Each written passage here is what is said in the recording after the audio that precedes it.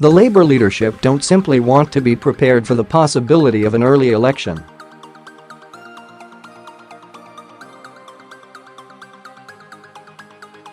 With the recent maneuverings within government, they think it's increasingly likely.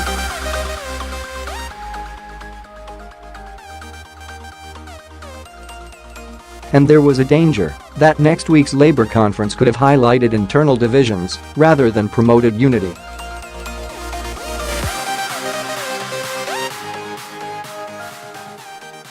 Due for discussion was the so-called McDonnell Amendment. Opponents of the Shadow Chancellor named it after him to highlight how someone as unpopular as he is with his fellow MPs could be on a future leadership ballot if only 5% of parliamentarians nominated him.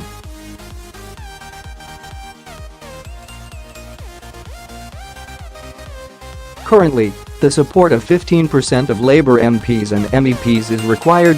So on Tuesday, Labour's ruling NEC is discussing, and will probably agree to, a compromise.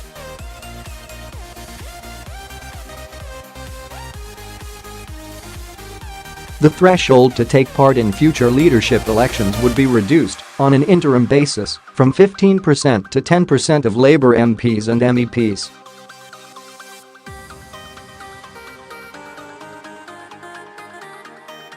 Opponents of Jeremy Corbyn don't really see this as a compromise at all. They believe that a candidate as left-wing as Jeremy Corbyn could well be nominated by 10% of the parliamentary party and opposed by 90% of existing MPs and win the contest when the left-wing membership gets its say.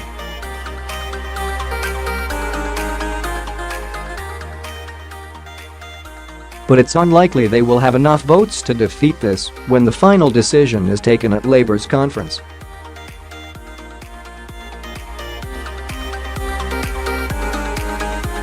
Some on the left, however, including leading lights in Momentum, the group that formed out of the first Jeremy Corbyn leadership campaign, see this as too much of a compromise.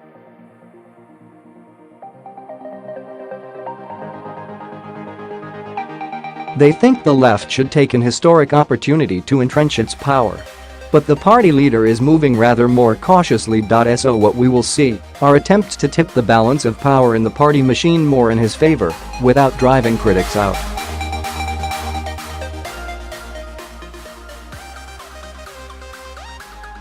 The makeup of the ruling NEC will be altered, with 3 more members elected by the largely Corbyn-supporting grassroots.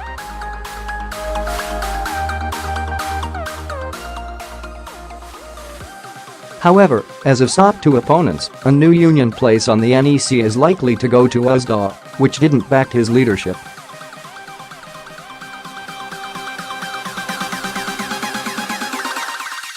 The more controversial reforms will be long grasped until next year as part of a wider review of the party's rules and structures.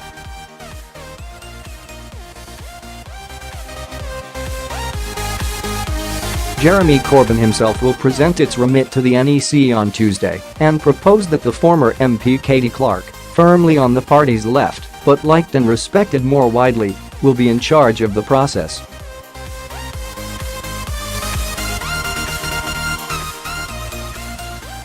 However, I have been sent the terms of reference for the review and understand that one of the totems of the left, mandatory reselection, won't be part of its remit.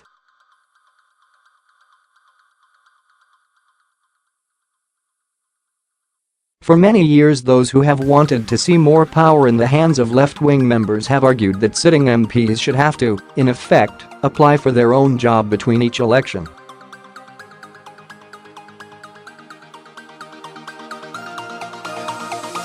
They will be disappointed that Jeremy Corbyn doesn't appear to be intent on creating a PLP in his image.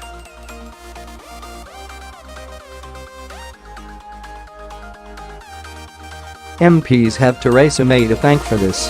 Her apparent vulnerability means that, practically, this wouldn't be a good time for a Labour leader to declare war on his parliamentary party.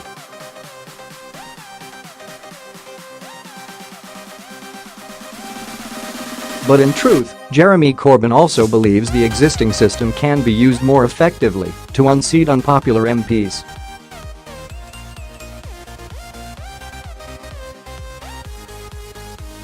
Local constituency parties can re-adopt an MP on the nod, but they also have the little-used power to ballot all party members in a particular seat on whether to open up the contest to challengers.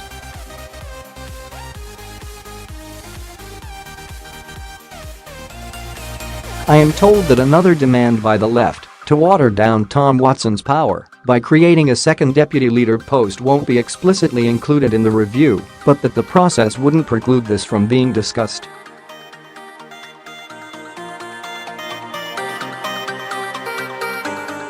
So don't expect to see revolutionary changes to Labour's structures today. Instead, there is likely to be another incremental shift in the balance of power away from MPs and towards both the party leadership and the more left-wing membership.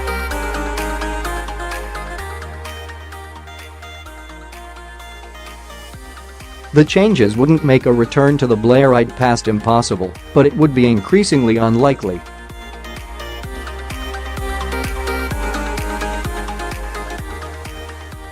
Richard Angel, the director of Progress, which calls itself Labour's centrist pressure group and is seen within the party as a Blairite outfit, is not impressed.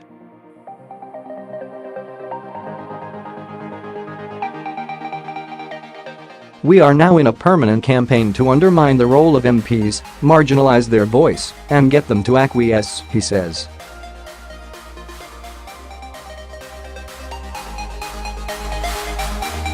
Never before has a review